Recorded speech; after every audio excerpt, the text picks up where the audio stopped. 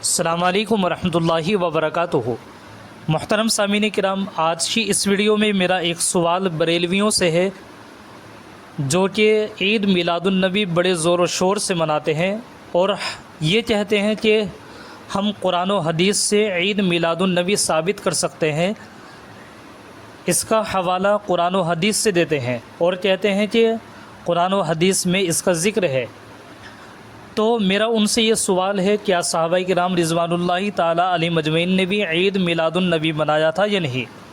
اس لیے کہ صحابہ کرام رضوان اللہ تعالیٰ علیہ مجمعین اتنی بڑی شخصیت ہیں جو سرکار دو عالم صلی اللہ علیہ وسلم کی معیت میں ہر وقت رہا کرتے تھے۔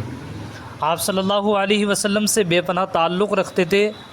آپ علیہ الصلاۃ والسلام کی نقل و حرکت، آپ کی ہر سنت کو اچھے سے دیکھنا، اس کو دوسروں تک پھیلانا آپ کا مشغلہ تھا۔ تو اللہ کے نبی صلی اللہ علیہ وسلم کا عید میلاد النبی منانا اگر صحابہ کرام سے بھی ثابت ہے تو یہ کہاں تک درست ہے؟ تو اس سلسلے میں آپ حضرات کے سامنے میں ایک مادر علمی دارالعلوم دیوبند کا فتویٰ پیش کر رہا ہوں۔ آپ حضرات سے گزارش ہے، اگر آپ حضرات کو ویڈیو اچھی لگے تو اس کو زیادہ سے زیادہ لائک اور آگے شیئر بھی کر دیجیے گا۔ میں آپ حضرات کے سامنے یہ فتویٰ سوال اور جواب کی روشنی میں سناتا ہوں، آپ حضرات اس کو سماعت فرمائیں۔ کسی نے مادر علمی دارالعلوم دیوبند سے پوچھا ہے، کیا حضرت محمد صلی اللہ علیہ وسلم کے زمانے میں 12 ربیع الاول یعنی یوم پیدائش آپ نے اور آپ کے صحابہ نے یہ دن منایا تھا؟ اور اسی طریقے سے اسلام میں کتنی عیدیں ہیں؟ اس لیے کہ اس کو بھی عید میلاد النبی کہا جاتا ہے۔ قرآن و حدیث کی روشنی میں یہ مسئلہ دیں، کیونکہ بریلوی لوگ کہتے ہیں کہ ہم قرآن اور حدیث سے عید میلاد النبی ثابت کر سکتے ہیں۔ قرآن اور حدیث کی روشنی میں یہ لکھیں۔ یہ تھا سوال، اس کا جواب یہ ہے۔ بسم اللہ الرحمن الرحیم۔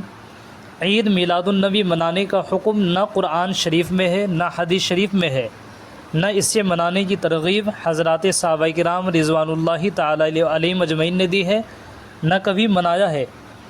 اسی طریقے سے تابعین، طب تابعین، سلف صالحین رحمہم اللہ تعالی سے منانا ثابت نہیں۔